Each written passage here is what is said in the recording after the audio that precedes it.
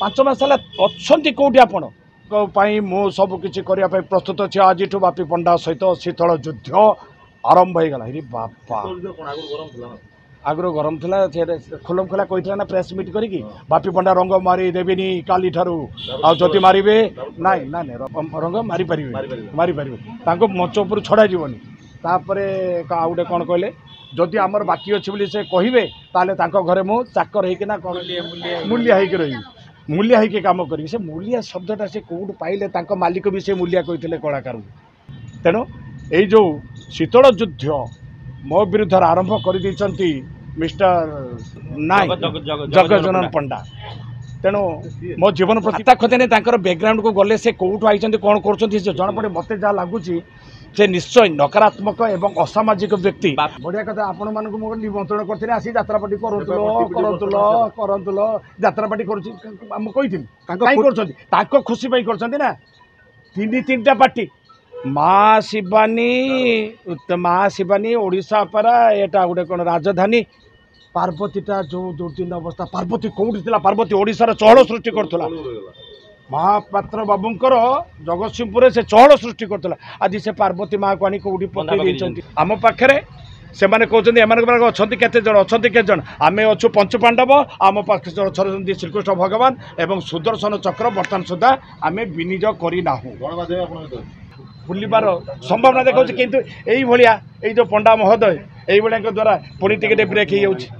ମୌଳିକ ଅଧିକାରକୁ କ୍ଷୁଣ୍ଡ କରୁଛି article 21 of Indian constitution. No person shall be deprived of his life or personal liberty except according to procedure established। କଷ୍ଟର ମୂଲ୍ୟଟା କେମିତି ଆପଣ ମାନେ ବୁଝିପାରୁନାହାନ୍ତି ମାଲିକ ମହୋଦୟ।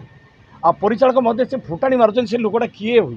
ସେ ଲୋକଟା କିଏ ମୁଁ ତାଙ୍କୁ ଜାଣିନି। ସେ ଲୋକଟା କିଏ, କେଉଁଠୁ ଆଇଛି, କ'ଣ ସେ ମିଟିଂ ଯେ କଥାବାର୍ତ୍ତା କରୁଛନ୍ତି? ଯଦି ତୁମେ ସେମାନଙ୍କର ଦାୟିତ୍ୱ ନେଇଛ ତାହେଲେ ଭାଇ ସେମାନଙ୍କ ପାଖକୁ ଯାଇନ କାହିଁକି? ସେମାନଙ୍କ ଦୁଃଖ ଦୂର କରିନ କାହିଁକି? ସେମାନେ ପେମେଣ୍ଟ ପାଇଲେ କି ନାହିଁ? ତୁମ ପାଖରେ କ'ଣ ରିପୋର୍ଟ ନାହିଁ ଯେ ତୁମର କେତେ କଳାକାର ଦରମା ପାଇଲେ କି ନ ପାଇଲେ? 5 ମାସ ହେଲାଣି ଦରମା ଦେଇନ, ସେମାନେ କହୁଛନ୍ତି। 5 ମାସ ହେଲା ଅଛନ୍ତି କେଉଁଠି ଆପଣ ପାଇଁ ମୁଁ ସବୁକିଛି କରିବା ପାଇଁ ପ୍ରସ୍ତୁତ ଅଛି। ଆଜିଠୁ ବାପି ପଣ୍ଡା ସହିତ ଶୀତଳ ଯୁଦ୍ଧ ଆରମ୍ଭ ହେଇଗଲା। ହେ ବାପା ଆଗରୁ ଗରମ ଥିଲା, ଖୋଲମ ଖୋଲା କହିଥିଲା ନା ପ୍ରେସ୍ ମିଟ୍ କରିକି ବାପି ପଣ୍ଡା ରଙ୍ଗ ମାରି ଦେବିନି କାଲି ଠାରୁ, ଆଉ ଯଦି ମାରିବେ ନାଇଁ ନା ନାଇଁ ରଙ୍ଗ ମାରିପାରିବେ ତାଙ୍କୁ ମଞ୍ଚ ଉପରୁ ଛଡ଼ାଯିବନି। ତାପରେ ଆଉ ଗୋଟେ କ'ଣ କହିଲେ, ଯଦି ଆମର ବାକି ଅଛି ବୋଲି ସେ କହିବେ ତାହେଲେ ତାଙ୍କ ଘରେ ମୁଁ ଚାକର ହେଇକିନା କ'ଣ ମୂଲିଆ ହେଇକି ରହିବି, ମୂଲିଆ ହେଇକି କାମ କରିବି। ସେ ମୂଲିଆ ଶବ୍ଦଟା ସେ କେଉଁଠୁ ପାଇଲେ? ତାଙ୍କ ମାଲିକ ବି ସେ ମୂଲିଆ କହିଥିଲେ କଳାକାରଙ୍କୁ। କଳାକାର ଏମାନେ ସେ ମୂଲିଆ। ଆରେ ଆମେ ମୂଲିଆ, ଭଗବାନ ଆମେ ମୂଲିଆ। ଆମେ ତ କହୁଛେ ଆମେ ହେଉଛି ଅଣସଂଗଠିତ ମୂଲିଆ। ଆମକୁ ମୂଲିଆ କହିଲେ ଆମକୁ କଷ୍ଟ ହେବନି, କିନ୍ତୁ କଳାକାରକୁ ଟିକେ ସମ୍ମାନ ଦେବା ଶିଖନ୍ତୁ ଆଜ୍ଞା। ଆପଣମାନେ ମଞ୍ଚ ବାନ୍ଧିଛନ୍ତି, ଆପଣଙ୍କ ପାଖରେ ମନି ପାୱାର ଅଛି, କିନ୍ତୁ ଆମ ପାଖରେ ଅଛି ଗାନ୍ଧର୍ବ୍ୟ କଳା, ଈଶ୍ୱରଙ୍କ ଦାନ। କିନ୍ତୁ ଆମେ କଳାକାରକୁ ଆପଣ ସମ୍ମାନ ଦେବେନି ଯଦି, ତାହେଲେ ଆପଣ ଏ ଓଡ଼ିଆ ଅସ୍ମିତାଟାକୁ ଆପଣ ଅବମାନନା କରୁଛନ୍ତି। ଏଥିରୁ ଯାହା ଜଣାପଡ଼େ ଆମ ଜଗନ୍ନାଥଙ୍କୁ ଅବମାନନା କରୁଛନ୍ତି, କାହିଁକିନା ଆମେ ଜଗନ୍ନାଥର ସେବାୟତ। ତେଣୁ ଏଇ ଯେଉଁ ଶୀତଳ ଯୁଦ୍ଧ ମୋ ବିରୁଦ୍ଧରେ ଆରମ୍ଭ କରିଦେଇଛନ୍ତି ମିଷ୍ଟର ନାଇଁ ଜଗଜନନ ପଣ୍ଡା।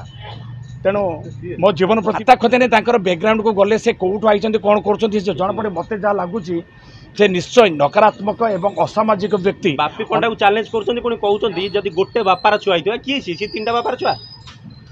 ସେଟା ମୁଁ ତ ଆଉ କହିପାରିବିନି, ମୁଁ କ'ଣ ଦେଖିଛି, ଏଇଟା ତା ମାଆକୁ ପଚାରିଲେ ଜଣାପଡ଼ିବ। ଆଜ୍ଞା ସେ କହୁଛନ୍ତି କଳାକାର ସଂଘ ନାହିଁ, ସଂଘ କ'ଣ? ଆମେ ସଂଘ, ସେ ସଂଘ ନାହିଁ। ରେଜିଷ୍ଟର୍ଡ ଅର୍ଗାନାଇଜେସନ୍ ଇଏ ହେଉଛି 1860 ସୋସାଇଟି ଆକ୍ଟରେ।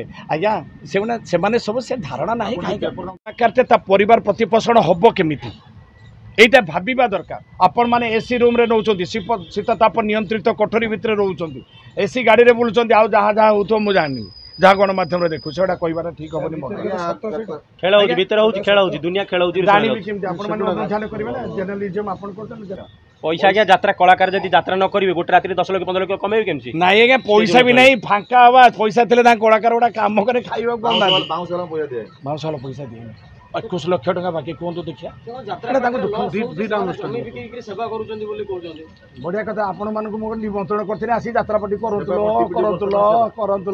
ଯାତ୍ରାପାଟି କରୁଛି ମୁଁ କହିଥିଲି। କାହିଁ କରୁଛନ୍ତି? ତାଙ୍କ ଖୁସି ପାଇଁ କରୁଛନ୍ତି ନା। ତିନିଟା ପାର୍ଟି माँ शिवानी ओडिशा परा एटा गोटे कौन राजधानी पार्वतीटा जो दुर्दिन अवस्था पार्वती कौटी थिला पार्वती ओडिशार चहल सृष्टि करथुला महापात्र बाबूंकर जगतसिंहपुर से चहल सृष्टि करथुला आज से पार्वती माँ को आनी कौटी पकई देइचंती गर्व खाइगला केते कोटी डर बंधा पड़ गया पार्वती गणनाट्य से कथा कहि गर्व अहंकार जाई निश्चय दल पळे कहीं ना ये 100 कौरव जो कर दुर्योधन जो गर्व पाई पूरा परिवारटा ध्वंस हो गला किंतु आमे अच्छे पंचु पांडव आम पाखे से मैंने कहते अच्छा केते जन आमे अच्छु पंचु पांडव आम पाखे अच्छा श्रीकृष्ण भगवान एवं सुदर्शन चक्र बर्तमान सुधा आमे विनियोग करना गणमाध्यम आपण निश्चित श्रीकृष्ण भगवान किए क्या आपण ना आपण जरिया आज सब जी जहाँ जी कलाकार पैसा पाँच से